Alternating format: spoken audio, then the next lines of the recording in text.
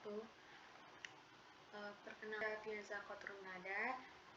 Di sini kita akan sama-sama belajar cara penggunaan SPS. Nah, sebelum lanjut ke praktek aplikasi SPS, di sini kita harus tahu nih gimana nih. Ada apa aja sih yang di SPS itu? Jadi salah satunya yaitu dengan uji regresi linier sederhana dengan SPS, yang dimana di sini bertujuan untuk menguji pengaruh satu variabel bebas terhadap variabel terikat. Syaratnya dari uji regresi linier sederhana sendiri yaitu yang pertama valid dan reliable. Valid yang di sini yang dimaksud yaitu valid, data yang kita gunakan itu udah benar-benar pasti seperti itu. Terus yang kedua, normal dan linier. Kemudian ada dasar pengambilan keputusan yang dimana dapat mengacu pada dua hal. Yang pertama, membandingkan nilai signifikan dengan nilai probabilitas 0,05, yang dimana jika kurang dari 0,05 sendiri ini, variabel X berpengaruh terhadap variabel Y. Sedangkan bila lebih dari 0,05, maka variabel X tidak berpengaruh terhadap variabel Y. Yang kedua yaitu membandingkan nilai T hitung dengan T-tabel, yang dimana jika lebih dari T-tabel itu variabel X-nya berpengaruh terhadap variabel Y. Sedangkan jika kurang T-tabel, maka variabel X-nya tidak berpengaruh terhadap variabel Y. Oke, langsung saja kita praktekkan. Di sini aku udah punya data dari yang promosi dan juga penjualan.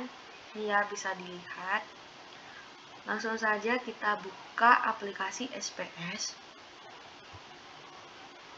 Di sini terdapat data view dan variable view. Langkah yang pertama yaitu kita membuka variable view sendiri. Kemudian ini kan ada name, type, which, decimal label, values, missing columns, unlinked, measure, role. Jadi name ini kan di sini aku punya ini nih dua bagian data, promosi dan penjualan. Jadi kita dan Y. X ini promosi dan Y ini penjualan. Oke. Langsung saja menginput. Kemudian di X ini labelnya aku tulis promosi. Oke, ini aku tulis penjualan.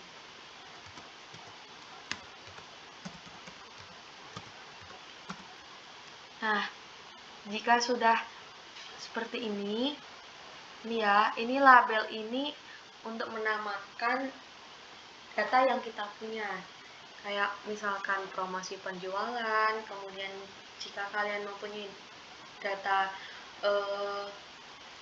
kayak pemilu gitu kan, pemenang bersama pemilu gitu. Nah, kita kembali ke data view. Di sini udah muncul X dan Y di sini ya, guys. Terus langkah selanjutnya kita harus mengcopy data yang kita punya. Nih, ini kan ada data promosi bla bla bla bla, penjualan 226 dan seterusnya. Kemudian aku mau copy semua. Tinggal kita copy, terus kita pindahkan ke sini, ke paste. Nah, maka akan muncul angka-angka seperti ini ya, guys. Langkah selanjutnya yaitu kita buka analyze, kemudian regression, dan pilih linear. Nah, maka di sini akan muncul pembagian yang dimana ada independen dan juga independen. Selanjutnya kita memasukkan yang pertama atau X ini ke dalam independen. Kemudian yang penjualan sendiri kita masukkan ke depannya. Oke. Kalau udah semuanya kita oke kan. Maka akan muncul data-data seperti ini. Data ini dinamakan dengan output. Baik, di sini aku mau jelasin apa sih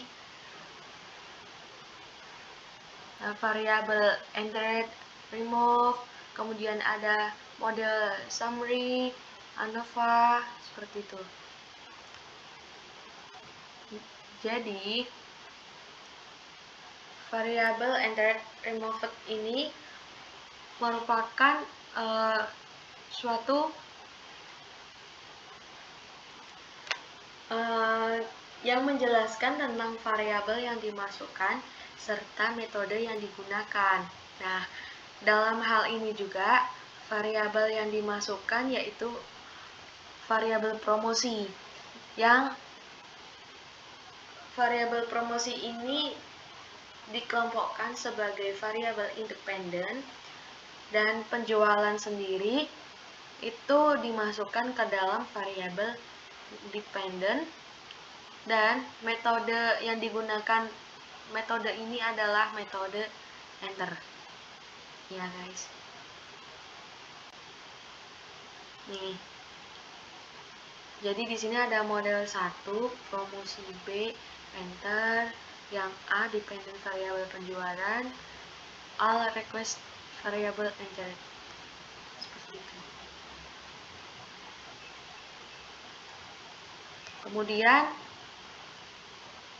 yang kedua sendiri ada model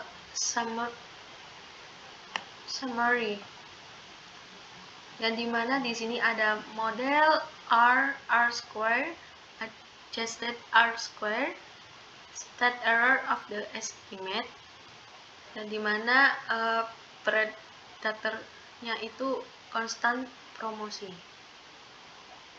Jadi pada model summary yang kedua ini, tabel di atas menjelaskan besarnya nilai korelasi atau hubungan R, yaitu sebesar 0,916.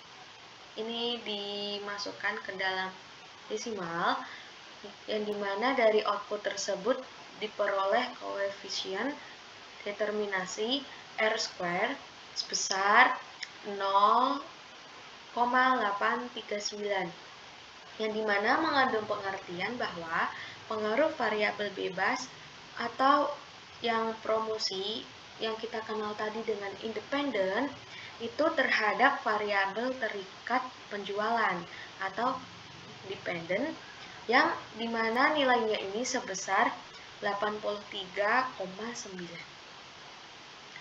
Oke, langsung kita lanjut ke ANOVA ini.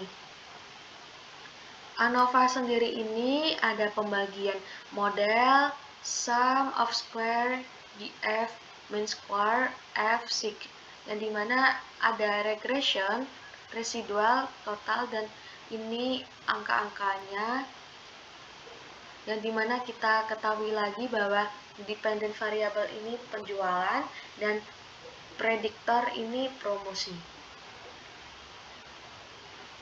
Baik,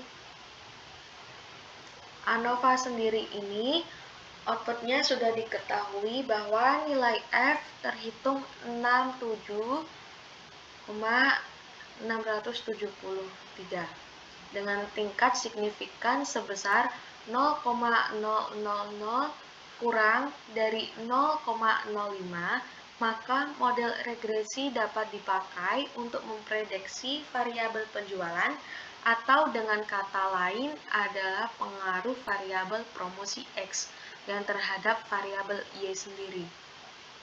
Seperti ini guys. Jadi signifikannya ini kan 0,005, yang dimana ini kurang dari 0,05 ini, maka data ini sangat berpengaruh variabel X-nya terhadap variabel Y sendiri. Oke, langsung kita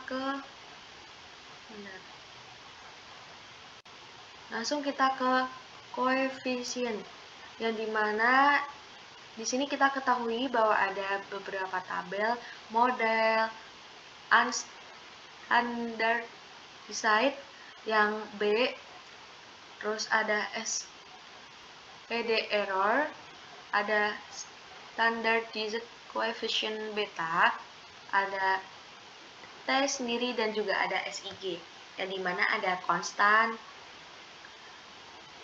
promosi, dependent variabelnya tetap penjualan. Oke, langsung saya jelaskan. Jadi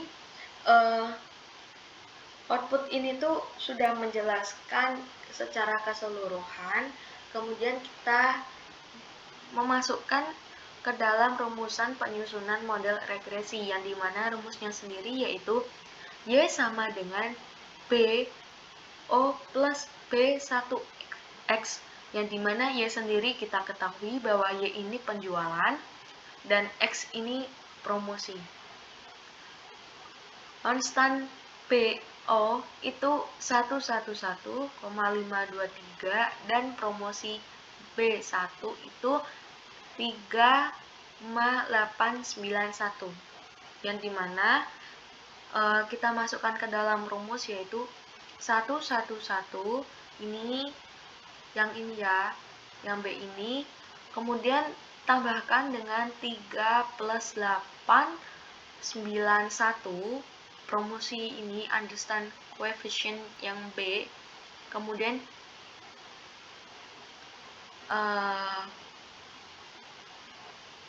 3891 X penjualan, promosi. Nah, seperti ini guys hasilnya. Nih. Kemudian selanjutnya di sini aku mau jelasin uji signifikansi model. Apa nih uji signifikansi model? Jadi di sini terdapat beberapa bagian. Yang pertama yaitu hipotesis, yang dimana HO-nya ini tidak terdapat pengaruh variabel X, promosi, terhadap variabel Y, penjualan. Kemudian H1-nya terdapat pengaruh variabel X, promosi, terhadap variabel Y, penjualan. Kemudian ada taraf signifikan, yang dimana tingkat kesalahan atau error yang dapat ditoleransi ini 1%, atau 5%, atau 10%, dan dimana bebas sesuai keinginan peneliti. Semakin kecil alfa, semakin baik pengujian ini menggunakan alfa sama dengan 5% atau 0,05. Seperti itu guys.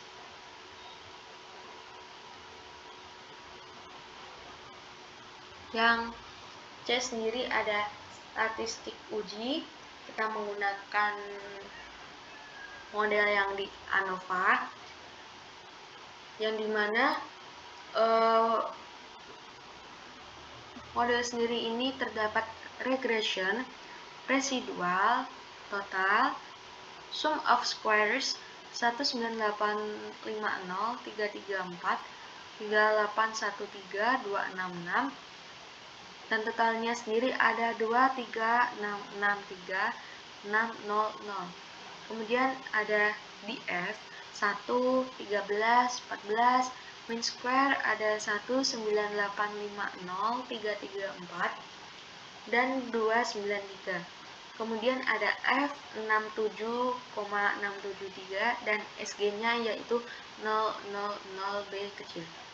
Dimana Total ANOVA sendiri ini pada output SPSS menunjukkan nilai signifikan atau SIG-nya yaitu 0,0000. Seperti itu.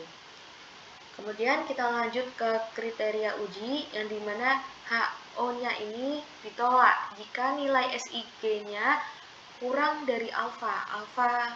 Alfa tadi yang kita maksud di taraf signifikan ya, yang dimana tingkat kesalahan atau error yang dapat ditoleransi 1% atau 5% atau juga 10% dengan bebas sesuai keinginan peneliti tadi. Baik. Selanjutnya, di sini aku mau jelasin perhitungan R-square atau coefficient determinasi yang dimana kita menggunakan model Sunmori. Model Sunmori ini terdapat beberapa bagian juga, model R-square, adjusted R-square, estate error of the estimate.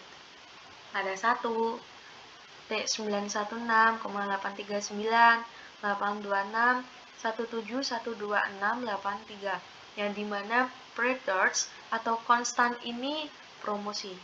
Jadi R-square itu sama dengan 0,839 atau yang bisa kita dipersenkan menjadi 83,9%. Yang ini ya guys, R-square ini. Yang artinya bahwa faktor promosi mempengaruhi penjualan sebesar 83,9%, sedangkan yang 16,1% dalam kurung 100% kurangi 83,9% ini sisanya dipengaruhi oleh faktor lain. Nah, seperti itu guys. Makasih sudah menyimak tutorku pada kali ini. Maaf kita mati dari tekan karena kita di sini juga sama belajar. Aku belajar dan saya Oke, see you next time. Wassalamualaikum warahmatullahi wabarakatuh.